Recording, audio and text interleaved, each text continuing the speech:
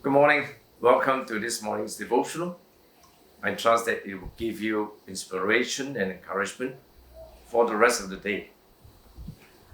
This morning's devotional is taken from the Gospel of John, John chapter 12, verse 24. It says, "Unless a grain of wheat falls to the ground and dies, it remains alone by itself. But when it falls to the ground and dies, it brings forth life." You know, the Gospel of John, particularly amongst the four Gospels, is written to Christians, to believers. Also, the Gospel of Matthew. So here is a word that was given with regard to the journey of discipleship. As you begin the day, I want to talk to you and give you some tips with regard to what do we think about in terms of discipleship. Well, four words. The first word is the word servanthood. The second word is the word stewardship. The third word is the word sacrifice. And the fourth word is the word surrender. Remember that? Servanthood, stewardship, sacrifice, and surrender. So let's go through this one at a time. The first word is the word servanthood. It's also important as we understand the journey, as we work and give our best, the posture of servanthood is so important. The Bible says in Mark 10:45, "For even the Son of Man came not to be served, but to serve and to give his life a ransom for many." So what it means is really, Jesus says, you may be the customer on the table, but I am the waiter. What a great posture of servanthood and serving people. We can take that from the Lord. Now please understand, whether you are CEO, whether you are mid-level manager, or you are an executive, or you are a general worker, a clerical staff, it doesn't matter. It's the posture of servanthood that is important. Because when you learn in everything to serve people, it is a ministry. Whatever you are doing to serve people, it will be of great gain to you, just like what Jesus had done. You know that if you are serving people, you would never be in lack of a client or be in lack of people who would support you, or the fact that you would have less enemies when you have this posture of serving. You know, I learned this early in my life and I continue to learn it on and on again, asking God to teach me and give me the posture of servanthood. In my whole life, I only applied for a job. After that, everything else is because someone referred me to a job, or when my boss moved to another place and he brings me along. Now the posture of servanthood is of great gain. So that's the first word. Second word is the word stewardship. So important to understand. And we look at that from Matthew chapter 25. You remember the parable of the talents.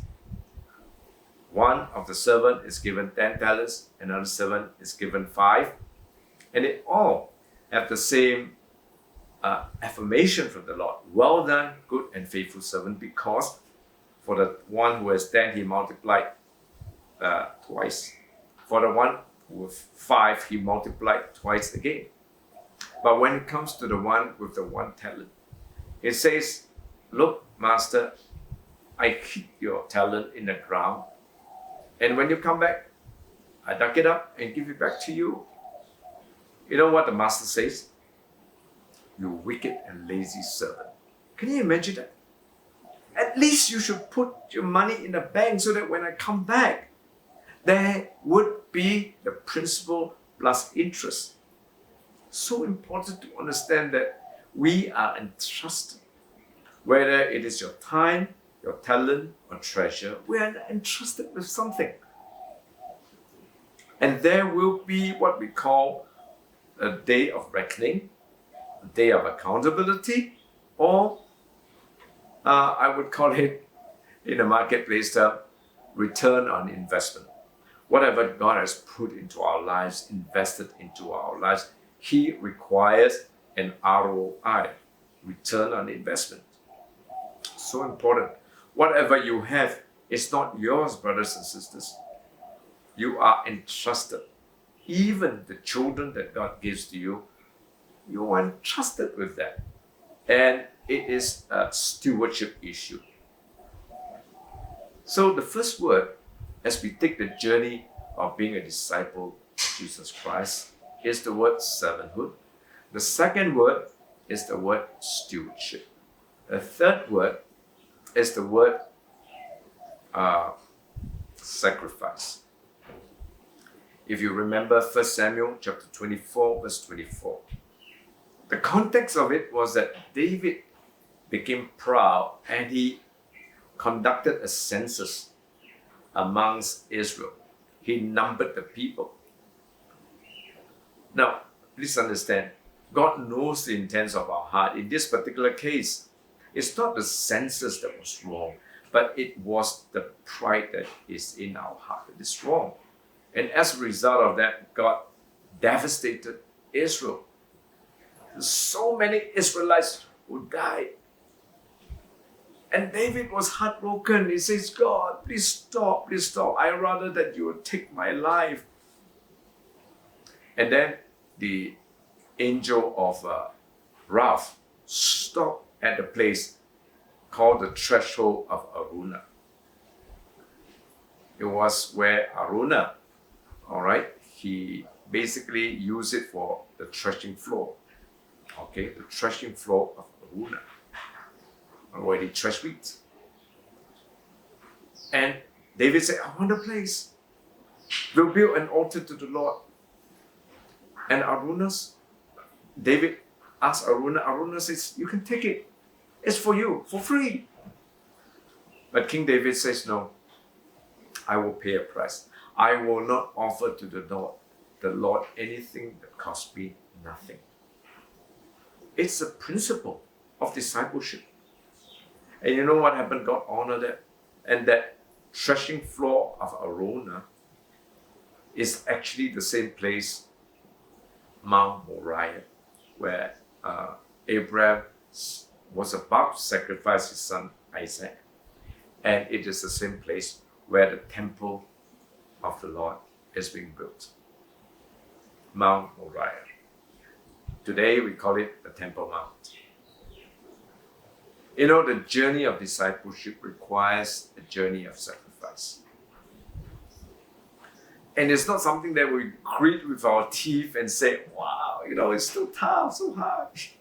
I tell you, I shared with you that when I moved from being a stockbroker to a pastor, my salary drops from Lao Ting for a Lao Ka in Hokkien. It's a big drop in salary. Was it a sacrifice? Yes. Well, in the sense that I have to, really make great adjustments to my living standards.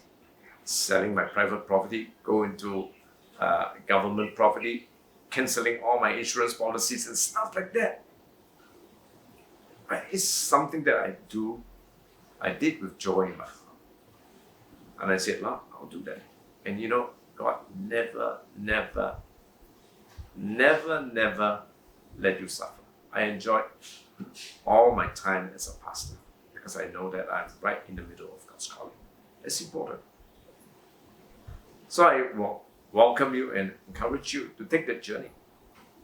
4 words. The first word is servanthood. The second word is stewardship. The third word is sacrifice. And finally, the fourth word is surrender.